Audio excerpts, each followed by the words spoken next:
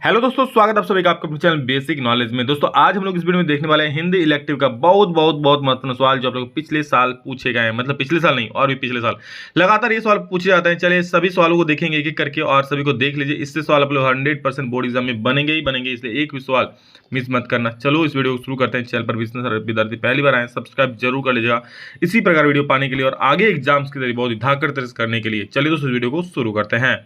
दोस्तों आप लोग यहाँ पर एक सबसे पहले एक गद्यांश दिया गया, इसको पढ़ लीजिएगा। ठीक है, गद्यांश को पढ़ने के बाद दोस्तों आप लोग यहाँ पर क्या कीजिएगा, अपना जो नीचे क्वेश्चन उसको आंसर दीजिएगा। तो गद्यांश को पढ़ लीजिएगा, मैं आगे उत्तर को बता रहा हूँ। ठीक है, चलिए फटाफट से देख लीजिए।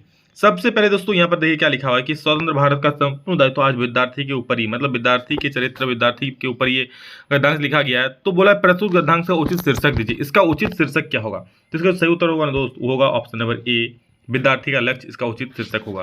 अगला प्रश्न है भारत की उन्नति किस पर निर्भर करती है? तो भारत की उन्नति दोस्तों ये निर्भर करती है विद्यार्थियों पर। किस पर निर्भर करता है? तो भारत की उन्नति भाई विद्यार्थियों पर भी निर्भर करेगा ना, व्यापारी, राजनीतिक, महिलाओं पर बिल्कुल निर्भर नहीं करता है। भारत की उन्नति विद्यार्थी पर ही निर्भर करता है, क्योंकि विद्यार्थी आगे जाकर कुछ नए नए अच्छी चीज बने, अच्छे कहीं कोई कुछ और बनेंगे। तो मेन जो अगर कहें भारत की उन्नति तो विद्यार्थी पर निर्भर करेगा, और अच्छा विद्यार्थी होगा तो भारत आगे जाकर बहुत विकास करेगा। राष्ट्र के प्रति अपना कर्तव्य का निर्वाह एक विद्यार्थी कैसे कर सकता है? राष्ट्र के प्रति अपने कर्तव्य का निर्वाह एक विद्यार्थी कैसे कर सकता है? विद्योपार्जन करके, मतलब वो ज्ञान प्राप्त करके। ठीक है, ज्ञान प्राप्त करके वो क्या कर सकता है? अपना कर्तव्य निर्वाह कर सकता है। उसका क्योंकि उसका विद्यार्थी काम ही है विद्या अर्जन करना। अगला प्रश्न है विद्यार्थी को किस दृष्टिकोण से अपने जीवन का निर्माण करना चाहिए? विद्यार्थी को कौन सा दृष्टिकोण से अपने जीवन का निर्माण करना चाहिए? तो राष्ट्रीय दृष्टिकोण से। ऑप्शन नंबर सी आपका सही उत्तर हो जाएगा। 4 का क्या हो जाएगा? सी। 5 नंबर देखो, छात्रों को कब राजनीतिक क्षेत्र में कदम रखना चाहिए? छात्रों को कब राजनीतिक क्षेत्रों में कदम रखना चाहिए भैया? तो 5 का जो सही उत्तर होगा वो होगा 5 का जो सही उत्तर हो जाएगा वो होगा आपका अपने आप को योग्य बनाने के बाद। अगर आप राजनीति में जाना चाहते हो, ठीक है, आप सबको ही बोल रहा हूँ, अगर नेता वेता बनना चाहते हो तो पहले अपना करियर बना लो। ठीक है, अपने आप को योग्य बना लो, उस योग्य कि हाँ आप जाओ तो आपको चुनाव वोट तो मिले, वरना जाके वोट मांगो भाई मुझे वोट दो मुझे वोट दो। तो अपने आप को पहले खुद को उस काबिल तो बना लो ना, तब तो जाके जाम बनोगे। ठीक है, तो ये हो जाए ऑप्शन नंबर 1, अपने आप को योग्य बनाने के बाद, यानी कि 5 का जो होगा ये बिल्कुल सही उत्तर हो जाए। चलिए अगला प्रश्न देखते हैं। अगर आगे क्या और आगे फिर से दोस्तों एक पद्यांश दिया, इसको पढ़ लेना कि रातों यूं कहने लगा मुझसे गगन का चांद, आदमी भी क्या अनोखा जीव होता है, उलझने अपनी बनाकर आप ही फंसता और फिर बेचैन हो जागता न सोता है। तो चलिए और इसको पढ़ लेना आप लोग। चांद ने आदमी को अनोखा जीव क्यों कहा है? चांद ने आदमी को अनोखा जीव क्यों कहा है दोस्तों? क्योंकि वह उलझने अपनी बनाता है, इसलिए उनको अनोखा जीव कहा है। अगला प्रश्न है गगन का चांद, 6 का हो गया ऑप्शन नंबर ए। 7 नंबर देखो क्या बोल रहा है। बोल रहा है कि गगन का चांद कभी से कब बातें कर रहा है? तो गगन का चांद दोस्तों कभी से रात में बातें कर रहा है। कब? तो रात में। चांद भैया रात में ही बात करेगा।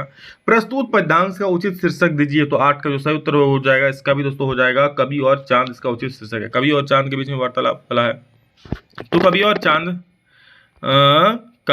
कवि और चांद इसका शीर्षक हो जाएगा उचित। गगन शब्द का पर्यायवाची शब्द क्या है? भैया गगन शब्द जो है उसका पर्यायवाची शब्द क्या है? तो 9 का देख लो। 9 का जो सही उत्तर हो जाएगा वो होगा गगन, मतलब नभ होता है। चांदनी रात में कवि क्या करते हैं? तो 10 का दोस्तों सही उत्तर हो जाएगा ऑप्शन नंबर ए, यानी कि चांदनी रात में क्या करते हैं? सपना देखें भाई साहब, चांदनी रात एकदम मजे से सपना आएगा। आपको भी सपना आता होगा बहुत किसी की। ठीक है, अब बता थोड़ी दो किसका आता है, लेकिन आता तो है ना बहुत किसी का सपना। तो चांदनी रात में कभी क्या करते हैं? वो स्वप्न देखते हैं भैया। 10 का ए बिल्कुल सही उत्तर हो जाएगा। चलो अगला सवाल देखो। 11 क्या बोला? विज्ञान, वरदान अथवा व्यभिचार विषय पर निबंध लिखने के लिए आप किस शैली का प्रयोग करेंगे? तो 11 का सही उत्तर दोस्तों हो जाएगा, इसमें हम लोग विचारात्मक शैली का प्रयोग करेंगे। मतलब विचार करके कि हाँ सच में क्या है क्या नहीं, दोनों के पक्ष को देखेंगे, विज्ञान वरदान के पक्ष को, अभिशाप के पक्ष को, दोनों को लिखना है, तो एक विचारात्मक शैली करके लिखेंगे ना। तो 11 का जो है बी वो बिल्कुल सही उत्तर हो जाएगा। 12 देखो क्या बोल रहा है कि निबंध लेखन के माध्यम से निबंध लेखक के किस गुण को परखा जा सकता है? तो 12 का जो सही उत्तर होगा दोस्त वो हो जाएगा ऑप्शन नंबर ए, यानी कि ज्ञान और अनुभव। निबंध लेखन के माध्यम से निबंध लेखक के किस गुण को परखा जा सकता है? तो ज्ञान और अनुभव को परखा जा सकता है। अगला प्रश्न है 13 नंबर, निम्नलिखित में से क्या कार्यालयी पत्रक की विशेषता हो सकती है? कार्यालयी पत्रक जो होता है वो विशेषता क्या है? तो 13 का सही उत्तर दोस्तों हो जाए ऑप्शन नंबर बी, संक्षिप्तता। ठीक है, निम्नलिखित में क्या कार्यालय पत्र की विशेषता हो सकती है? तो संक्षिप्तता, छोटे में लिखे जाते संक्षिप्तता होती है। ठीक है, 13 का बी सही हो जाएगा। 14 नंबर क्या बोला, रिपोर्ट में दी गई जानकारी का स्वरूप कैसा होना चाहिए। रिपोर्ट में दी गई जानकारी का स्वरूप कैसा होना चाहिए, तो तथ्यात्मक। आपको पहले भी हम बताएं कि रिपोर्ट में जो जानकारी होगा बिल्कुल तथ्य के आधार पर होना चाहिए कि हाँ ये सच में ये चीज घटा है कि नहीं घटा है। तो तथ्य फैक्ट्स होने चाहिए, तथ्य होने चाहिए, फैक्ट्स होने चाहिए। ओके। किसी बैठक के लिए प्रस्तावित कार्यों की क्रमबद्ध सूची क्या कहलाती है। कोई कोई बैठक होने वाला है, ठीक है, उसमें कुछ कुछ काम, मतलब बैठक में क्या काम होने वाला है उसका एक क्रमबद्ध सूची बनाता है, उसको क्या कहते हैं दोस्त। तो 15 का दोस्तों सही उत्तर हो जाएगा ऑप्शन नंबर डी। उसको क्या बोलते हैं, उसको बोलते हैं कार्यसूची। कार्य का सूची बनाओ तो भाई साहब कार्यसूची तो बोलेंगे, और क्या बोलेंगे। अगला प्रश्न देखिए, प्रत्यक्ष संवाद के बजाय किसी तकनीकी या यांत्रिक माध्यम के द्वारा समाज को एक विशाल वर्ग से संवाद कायम करना कहलाता है। तो 16 का दोस्तों सही उत्तर हो जाएगा ऑप्शन नंबर बी, यानी कि जनसंचार। क्या बोल रहा है कि प्रत्यक्ष संवाद के बजाय किसी तकनीकी या यांत्रिक माध्यम से के द्वारा समाज के विशाल वर्ग से संवाद करने के कायम करना कहलाता है, जनसंचार कहलाता है। क्या, जनसंचार। अगला प्रश्न हमारा है 17 नंबर कि समाचार सामग्री की अशुद्धियों को दूर करके पठनीय एवं प्रकाशन योग्य बनाना कहलाता है। तो 17 का सही उत्तर हो जाएगा ऑप्शन नंबर बी, क्या कहलाता है, संपादन कहलाता है। समाचार सामग्रियों की अशुद्धि को दूर करके पठनीय एवं प्रकाश योग्य बना सकता है, बनाना क्या कहलाता है, तो उसे संपादन कहलाता है। 17 का बी सही हो जाएगा। 18 नंबर देखो क्या बोल रहा है, 16 का भी बी हो गया, 17 का भी 18 देखो, सूचनाओं का संकलन एवं संपादन कर पाठकों तक पहुंचाना क्या कहलाता है। सूचनाओं जितनी सारी सूचना होती है उसको एक जगह इकट्ठा करना और उसको संपादन कर पाठकों तक पहुंचाना क्या कहलाता है। तो 18 का जो सही उत्तर होगा ऑप्शन नंबर बी, पत्रकारिता। इसी तो बोलता है पत्रकारिता। अगला प्रश्न है, जनसंचार का सबसे नवीन एवं लोकप्रिय माध्यम है। जनसंचार का सबसे नवीन एवं लोकप्रिय माध्यम क्या है। समाचार, रेडियो, इंटरनेट की टेलीविजन। बहुत बढ़िया सवाल है दोस्तों, 19 से याद रखना। सी, जो सबसे नवीन नया क्या है, इंटरनेट ही है ना भैया, अब इंटरनेट चला रहे हो। टेलीविजन, रेडियो, समाचार पत्र तो बहुत पुराना हो चुका। सबसे पहला समाचार पत्र, फिर आया रेडियो, उसके बाद आया टेलीविजन, और अभी जो इंटरनेट है भाई साहब, अभी घर में टीवी होते हुए भी कोई टीवी नहीं देखता है, मोबाइल में पड़ा रहता है ना। आप भी अभी वीडियो देख रहे हो मोबाइल से, बहुत सारे गेम्स खेलते हो और भी अच्छे अच्छे वीडियोस देखते हो मोबाइल से।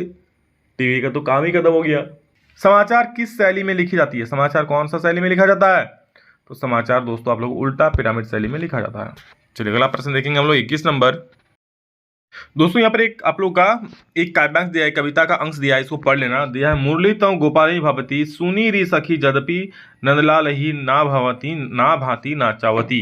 पढ़ लेना इसको। मैं सवालों को देखता हूँ। प्रस्तुत पंक्तियों के कवि कौन है। तो देखो यहाँ पर मुरली वाला बात आ रहा है, तो मुरली कौन बजा रहा था। मुरली से क्या आता है, सुर आता है, तो सूरदास हो जाए। 21 का क्या हो जाएगा, ऑप्शन नंबर बी, आपका परम सत्य उत्तर हो जाएगा भाई। गोपी के अनुसार कृष्ण को कौन प्रिय है। गोपी यहाँ क्या कह रही है, कृष्ण को कौन प्रिय है।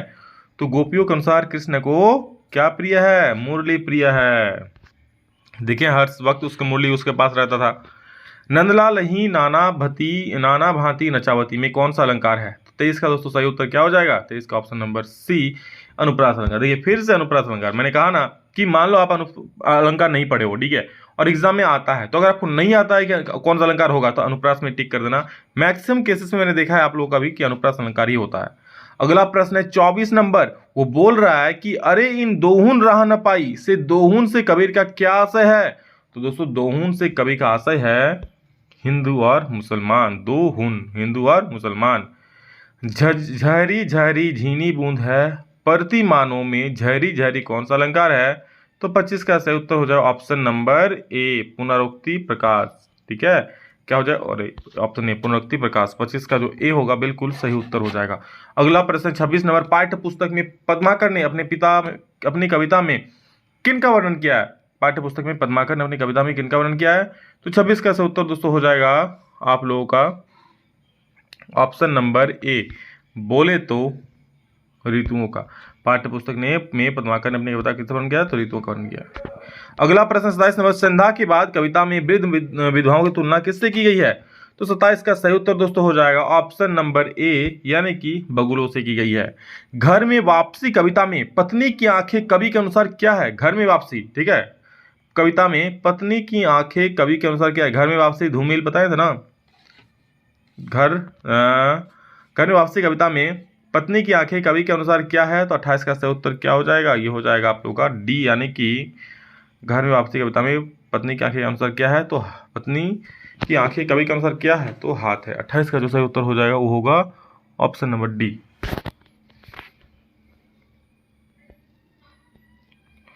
अगला प्रश्न, माधवी वर्मा का आधुनिक काल के किस वाद से संबंध है? तो 29 का सही उत्तर हो जाएगा ऑप्शन नंबर ए, छायावाद से संबंध है। अगला प्रश्न है 30 नंबर, कबीर दास की रचनाएं किस पुस्तक में संकलित है? तो 30 का दोस्तों सही उत्तर क्या हो जाएगा? ऑप्शन नंबर सी, बीजक में। ठीक है, अगला दोस्तों फिर से आप लोग गणनांक दिया, इसको पढ़ लेना। बहुत लोग कहेंगे कि उनको पेट के धंधे के माने छुट्टी ही नहीं मिलता, तुम्हारा तो पेट भरा है, तुमको दूर किस होती है, यह कहना उनकी बहुत बड़ी भूल है। इंग्लैंड का पेट भी कभी यूं ही खाली था, उसने एक हाथ से अपना पेट भरा, दूसरे हाथ से उन्नति की। चलो देखते हैं सवाल को दोस्तों, इसको पढ़ लेना पूरा। पहला प्रश्न है, प्रस्तुत पंक्तियों के लेखक कौन है? 31 का सही उत्तर दोस्तों हो जाएगा ऑप्शन नंबर बी, यानी कि भारतेंदु हरिश्चंद्र। अगला प्रश्न है, इंग्लैंड के लोग आगे क्यों बढ़ गए? तो 32 का सही उत्तर हो जाएगा ऑप्शन नंबर बी, इसका भी होगा, काम करते हुए आगे की उन्नति के विषय में सोचते हैं। काम करते हुए आगे की उन्नति के विषय में सोचते हैं। ठीक है, चलिए 32 हो गया। 33 देखिए क्या बोल रहा है, प्रस्तुत पंक्तियां किस पाठ से ली गई है? तो 33 का दोस्तों सही उत्तर हो जाएगा ऑप्शन नंबर डी, ये जो लिया गया है ना, वो भारतवर्ष की उन्नति कैसे हो सकती है। ईदगाह कहानी का मुख्य पात्र का नाम क्या है? तो 34 का सही उत्तर दोस्तों हो जाएगा ऑप्शन नंबर बी, हामिद है। क्या है? हामिद। अगला प्रश्न 35, दोपहर का भोजन किसकी रचना है? तो 35 नंबर, दोपहर का भोजन अमरकांत। भाई भोजन खाओगे तो भोजन खाओगे तभी तो अमर रहोगे, तो अमरकांत हो जाएगा। देखो ट्रिक देख लोगे तो एक भी सवाल इससे नहीं छूटेगा, मतलब आपका कवि कवयित्री से और लेखक से। अगला है, दोपहर का भोजन हो गया। ओम प्रकाश वाल्मीकि ने खानाबदोश कहानी में किस वर्ग की विडंबना को उजागर किया है? तो 36 नंबर का सही उत्तर दोस्तों हो जाए ऑप्शन नंबर ए, बोले तो श्रमिक वर्ग के विडंबना को उजागर किया है। जेतुबा फुले की पत्नी का नाम क्या है? तो 37 का सही उत्तर दोस्तों हो जाए ऑप्शन नंबर सी, सावित्रीबाई। जेतुबा फुले की पत्नी का नाम क्या है? सावित्रीबाई। अगला प्रश्न है, गूंगे कहानी में किसके प्रति समाज में व्याप्त संवेदनहीनता को रेखांकित किया गया है? तो 38 का सही उत्तर दोस्तों हो जाए ऑप्शन नंबर ए। ठीक है, दिव्यांग। गूंगे कहानी में किसके प्रति समाज के व्याप्त संवेदन, किसके प्रति समाज में व्याप्त संवेदनहीन है लोग? तो दिव्यांग के प्रति। तो ऑप्शन नंबर ए बिल्कुल परम सत्य उत्तर हो जाएगा। हरिशंकर परसाई प्रसिद्ध डैश के लेखक है? ठीक है, हरिशंकर परसाई किसके लेखक है? तो 39 का हो जाएगा बी, यानी कि हास्य व्यंग के कवि है हरिशंकर परसाई। अगला, प्रेमचंद की सभी कहानियां किस पुस्तक में संग्रहित है? प्रेमचंद की जितनी सारी कहानियां कौन सा बुक में है? तो मानसरोवर बुक में। 40 का डी। चलिए अगला प्रश्न देखेंगे, 41 नंबर, अंडे के छिलके मोहन राकेश द्वारा लिखित एक प्रसिद्ध डैश है? तो दोस्तों एक एकांकी है। क्या है? अंडे का छिलका एकांकी है। 41 का जो है बी बिल्कुल सही उत्तर हो जाएगा। अगला प्रश्न देखेंगे हम, 42 नंबर क्या बोल रहा है कि अंतराल 1 में हुसैन की अपनी कहानी अपनी जवानी, ठीक है, अपनी कहानी अपनी जवानी पाठ में हुसैन को जीवन के किस अवस्था की चर्चा की गई? तो दोस्तों 42 का जो सही उत्तर होगा ऑप्शन नंबर ए, बचपन और युवा। ठीक है, अपनी जवानी पाठ में हुसैन के जीवन के किस अवस्था की कहानी? तो बचपन और युवा की बात की गई है। अगला प्रश्न है, मकबूल फिदा हुसैन को कला के किस क्षेत्र में प्रसिद्धि मिली? तो 43 का सही उत्तर होगा ऑप्शन नंबर ए, चित्रकारी में। मकबूल फिदा हुसैन को कला के दोस्तों चित्रकारी में प्रसिद्धि मिली। अगला प्रश्न है हमारा, आवारा मसीहा उपन्यास किस साहित्यकार के जीवन पर आधारित है? आवारा मसीहा तो किस पर है? तो 44 का दोस्तों सही उत्तर हो जाएगा ऑप्शन नंबर बी, शरद चंद्र पर है। किस पर है? शरद चंद्र पर। अगला प्रश्न है, शरद चंद्र के पिता का क्या नाम था? तो 45 का दोस्तों सही उत्तर हो जाएगा ऑप्शन नंबर ए, यानी कि मोतीलाल नाम था 45 का ए। तो ये था दोस्तों आप लोगों के लिए बहुत ही महत्वपूर्ण सवाल। फटाफट से देख लो, सभी दोस्तों को शेयर जरूर कर देना ताकि सभी लोगों को इसका लाभ मिले। ठीक है, चैनल पहली बार आए तो सब्सक्राइब जरूर कर लेना। चलो, so love you all, thank you, love you, फिर नेक्स्ट वीडियो में जल्द मिलेंगे। तो दिल्ली जय हिंद, वंदे मातरम।